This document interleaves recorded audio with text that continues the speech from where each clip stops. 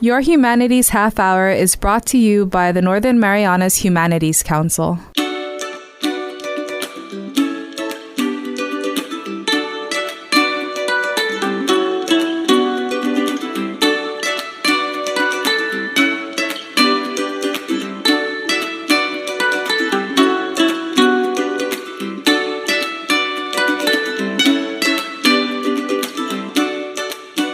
Hapade Zantiro. Welcome to Your Humanities Half Hour. I'm Catherine Perry, and today is one of, if not the only interview I do every year since a few years ago.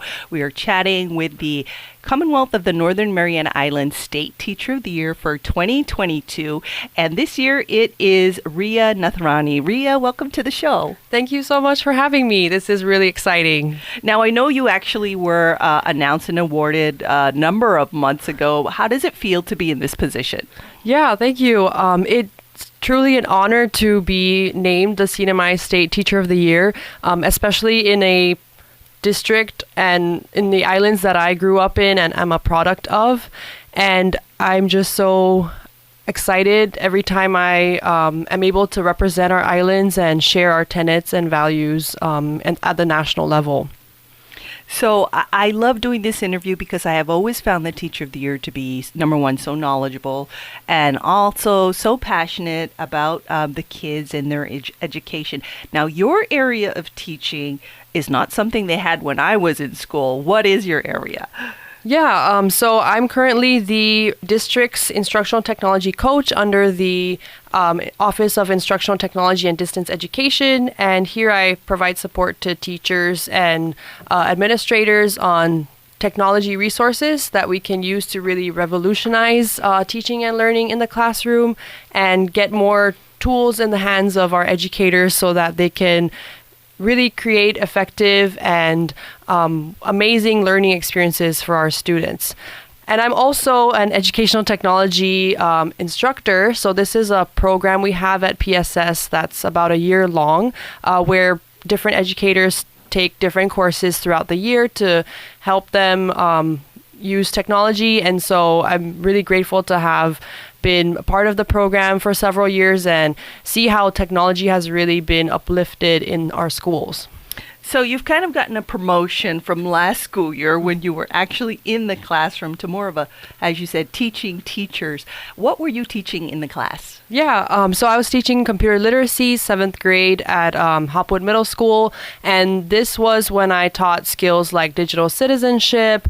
Wait, what is digital citizenship? Oh, sure. So it's basically the skills we need to use technology like in a safe way and also be just good citizens online. Oh, great. So it involves things like not cyberbullying or not falling for like scams. And, you know, there's so much out there that could potentially harm our students and even our adults in our community. So it's important that we learn how to navigate the internet and technology in a safe way and still be able to use it in a way that's effective but not harmful. Okay, that sounds awesome. Something we all need. We should all go to that class. And I'm sorry, I interrupted you. So digital citizenship. Yes, and then I also taught students how to create different products like videos and posters and some graphic designing. One of my favorite lessons was showing students different types of careers that are out there in the world. And this was like I would talk about careers in agriculture and entrepreneurship, healthcare, engineering, so that students know what's out there and how they can see themselves in those positions. We also took like virtual field trips where I found different images and videos, and they could like navigate through these different occupations and put themselves in that role. Wow. Did you also teach robotics? Yeah. So for the robotics courses, it was part of engineering and design where they would create different types of robots and then code them to do certain functions. That's amazing. What is it that really drives you in the classroom, when you were in the classroom? And I think it probably still drives you in your new position. What is it you're hoping to achieve? Yeah, well, I think that the main goal is to really help students find their passions and then take that and be able to support them in their journey throughout education and achieve higher levels of learning where they can impact the CNMI in a positive way. Well, what have you found really inspires the students? Or, because there are a lot of distractions nowadays. What have you found works in inspiring them to learn? Yeah, I think the lessons that I have found students were really engaged in were learning more about our world. So when we talk about different places around the world and take these virtual field trips, like we're so lucky now to have Google Maps and Google Earth where we can see different places in the world and students can learn about different cultures, have a better global understanding, and just put themselves in these situations where they might not be able to do so like in a normal day, but with these tools they're able to navigate new places and experience amazing things. That's interesting. What might a typical day or lesson be like? You were teaching, correct, at Hopwood Middle School last year? Yes. So what might a typical lesson be like for you in the classroom? Yeah, in the classroom, I always like starting out with an introduction activity or an icebreaker, and it could be either online or in person. So one of the things I wanted to do was help students develop their social and communication skills, and I would give them like a prompt, like, if you could have a favorite superpower, what would it be? And so that got the conversation going in class, and then I can also talk about real world issues in that context and just level it up as we go on throughout the year. And then other activities would be like showing them different places in the world and sharing the cultural and historical importance of that place. And then we get into the lesson. So I would show them how to use like a specific tool or program or website and then show them how it works. And they would create like a product and present it to their peers so they're learning from each other. And there's also a tool you use at the end of class to see whether students got what you were trying to teach. And I wanted to ask you to share that because I think it's so usable for like even a workshop or any kind of teaching setting. How do you know how well you taught?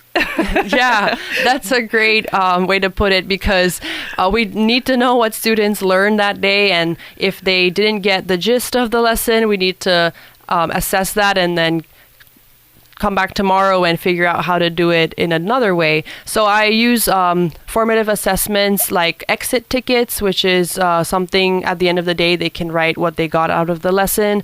And this cool tool we have now, we've been able to train a lot of teachers on, is called Nearpod, where they're able to interact with the content. So there's like different types of polls and discussion boards, and basically they can type it in and the teacher can see it from his or her end, and that way they know what the students were able to get from the lesson and how to approach the lessons the next day. I think it may be hard for people who haven't taught in the classroom to really understand the magnitude of effort that goes into planning all the activities that you want to do, and then having the energy and really you kind of need to have a certain charisma to be an effective teacher inside the classroom. And then you're talking about evaluating, seeing what the kids got back, and then you have to grade the homework. It's a lot of work. How do you feel putting in that much of your energy into your students? Yeah, I think that teaching is a lot, but at the same time, I can really see the direct impact I'm having on these wonderful students who walk into my class every day and are eager to learn and achieve greater things. So it's definitely a lot of juggling with planning and then assessments and then the extracurricular activities.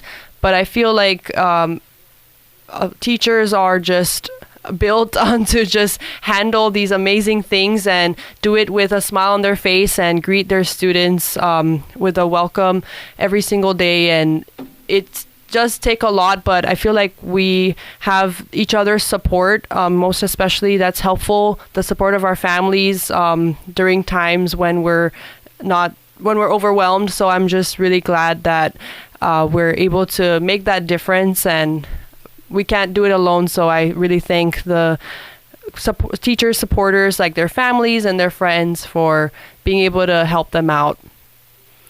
Talking about helping out, you were really instrumental when COVID hit and PSS had to go online.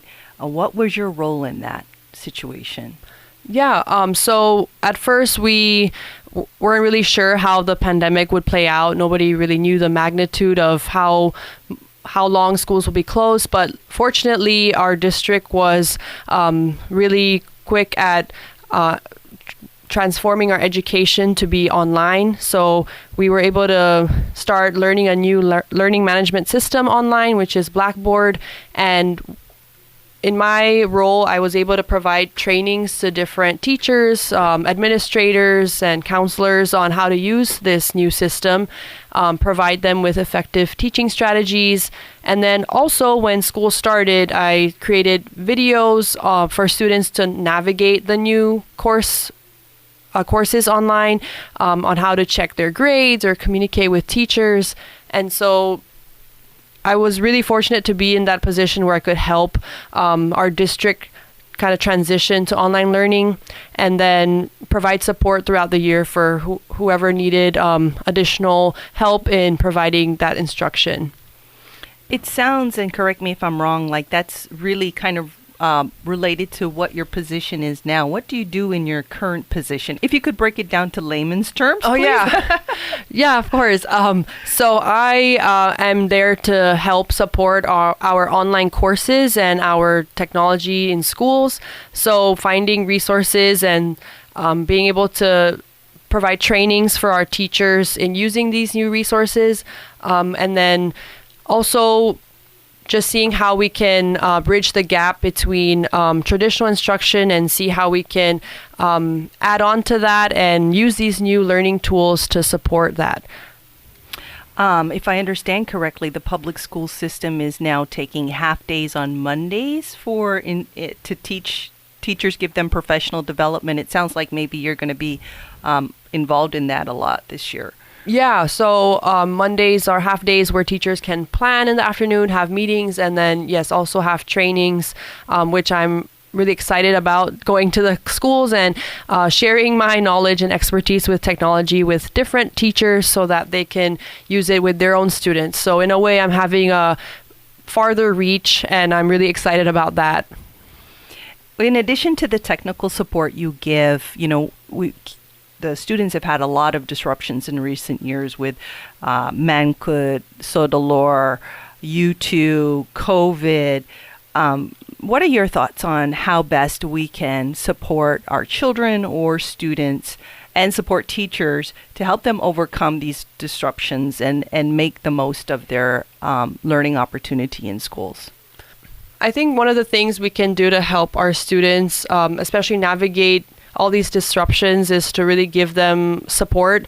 We have an amazing mental health team now at PSS that is available for students who are going through any issues and need support.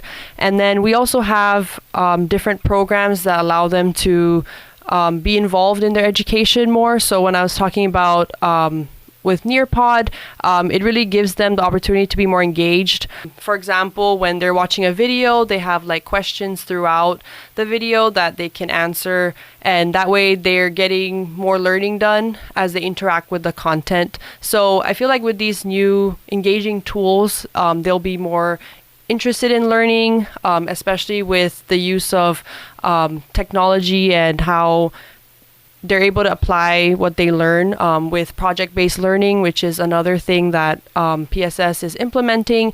They're going to be able to see how what they're learning applies in the real world in their communities, and I think that'll help them to navigate these different disruptions, but also find more motivation in learning the new concepts. Well, we're chatting today with Riya Nathrani. She is the CNMI Public School System State Teacher of the Year 2022, and we'll be back with more after this break. In Northern Mariana's Humanities Council, Bula Guinahanya puri historian Marianas dan kultura. Sinyon soda esisihanan formasyon gi zon mami website nmhcouncil.org, pat bisita gi YouTube, pat Facebook. Guajalokwe diferentes clases la blunesinya un fan. In Northern Mariana's Humanities Council, hazuzura todo y experiencia tautau. Did you know that you can donate up to $5,000 to the Humanities Council through the CNMI Education Tax Credit Program? Donations from individuals and corporations qualify and can be used to offset your local wage and salary tax, BGRT, and earnings tax. Call our office at 235-4785 to see how you can support humanities programs in our community and obtain a tax credit for your donation. Sizuus Maasi, Olomai, and thank you. Welcome back to your Humanities Half Hour. Riya, what inspired you to become a teacher? Yeah, so I believe it was my love for school and learning and helping other people that really inspired me to be a teacher. And I feel like being part of the CNMI's workforce and working with our youth, I've really able to use my knowledge and expertise and be able to help our students really think about what they're passionate about and go through their educational journey so that they can achieve a higher education and then help the CNMI. And I also would like to ensure that our content and what we teach is also culturally relevant and practical to the CNMI. So when our students can see themselves in that perspective or in the curriculum, they can be more engaged and more learning can take place. I've heard that, of course, you're very close with your family and that you have some childhood inspirations that kind of led you to the teaching path. Can you tell us about that? So when I was growing up, my parents would basically sell clothes at the local flea market every weekend, and my dad worked really long hours and during the week. And I think that through seeing their hard work and dedication through giving me all the educational opportunities, I wanted to pay that forward and help out. And I started to feel such a profound appreciation for all the opportunities that the CNMI provided for myself and my family. And so I wanted to use education to keep leveling up our youth, just as education helped my family get out of poverty. And so in that sense, I began volunteering in high school and college in different places at the library, in different schools. And I really stuck on that passion of education, and it really cemented how I wanted to be involved in shaping the lives of young children. Aside from all of your responsibilities here in the Marianas, you also have certain national, shall I say, or other responsibilities as one of the nation's teachers. You've had a busy summer. What have you been up to, and what are those responsibilities? Yeah. So I've really had the amazing opportunity to connect with my fellow teachers of the year throughout the 50 states and territories. And the first time we met was during the Washington Week, which was in Washington, D.C. in April, where we got to connect, talk to legislators on the Hill about education policy. We also got to meet President Biden and First Lady Jill Biden, who's also an educator. And it was such an amazing experience to be recognized at the White House at the national level, and to see the recognition that teachers were receiving was really amazing, because we were hearing so many wonderful things from all these people and how important the education occupation is, and how important our role is as teachers. And then in July, I was able to meet my fellow teachers of the year again in Huntsville, Alabama for space camp. Oh, that sounds fun. Yeah, it was really great. We did team building activities, like we launched a rocket that we made. We did a space mission to Mars. And then we also tried out this 1/6 gravity chair where it's like you feel like you're on the moon, essentially. It's harder than it looks to move in that.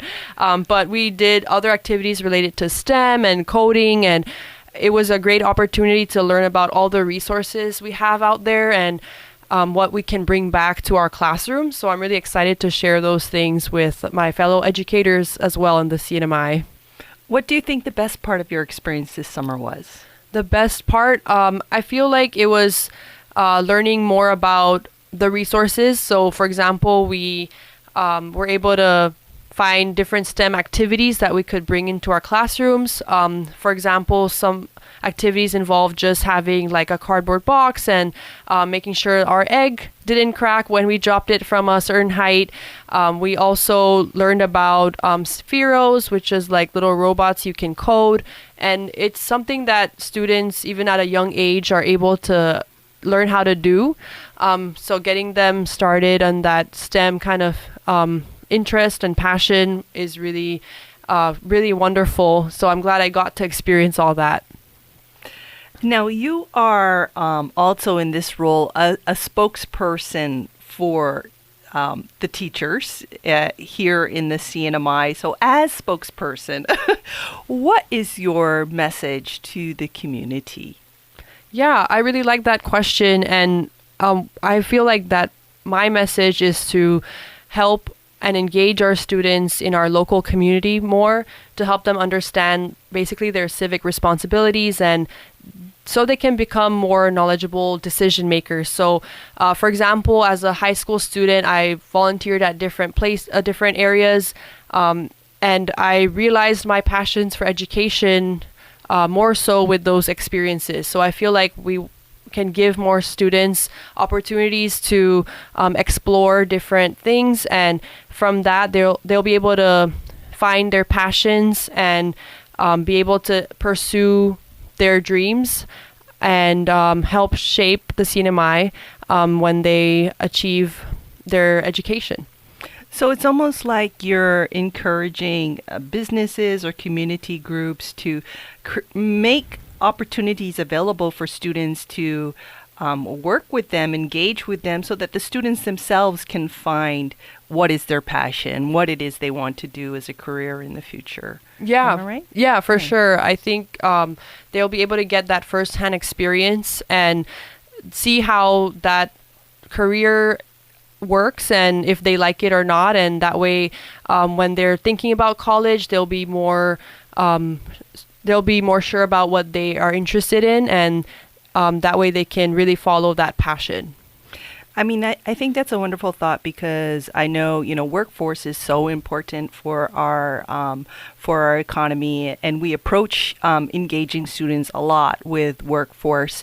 We need the people to do the job, but I think when you can actually inspire somebody to find what it is they truly love, I mean, there's nothing that compares with that. There's nothing that they can't do. As we said, just opening doors for them to say, okay, we need these job classifications, but hey, maybe you have another idea. How can I nurture you to pursue what your dream is or what you're interested in? Are there any other suggestions you might have for how we can partner with schools, with teachers, with students for student success?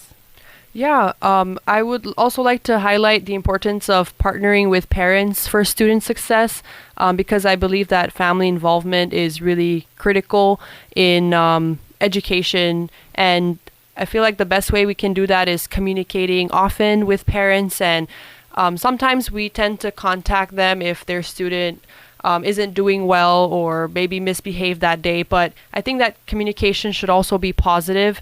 So we should also tell parents when their child did well that day in school.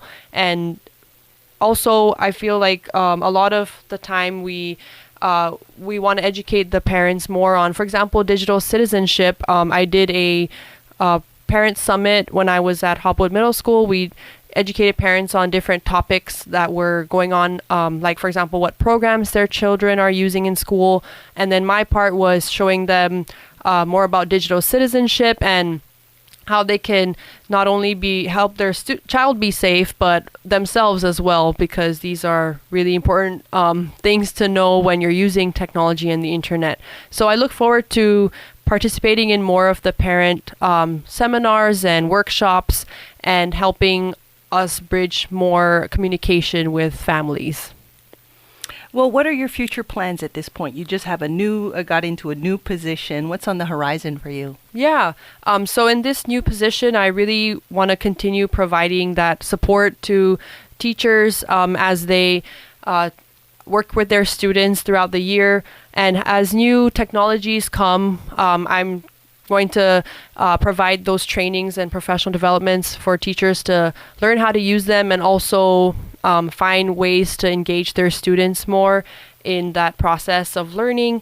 And I really want to help tailor our instruction to meet students' needs and give them a chance to explore topics that interest them, because I feel like when we meet the needs of our students, they will in the future meet the needs of our community. So it's really something I'm looking forward to in impacting the district at that level. That's lovely. Anything else you'd like to add before we go?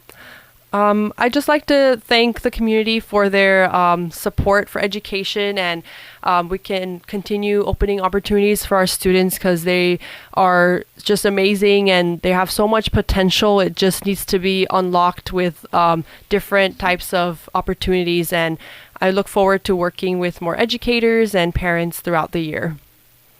Riya, thank you for your time today and for your service, and we look forward to what's ahead for you. Thank you so much. This was really fun.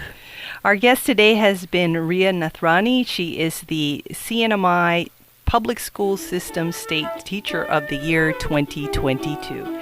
This has been your Humanities Half Hour. I'm Catherine Perry.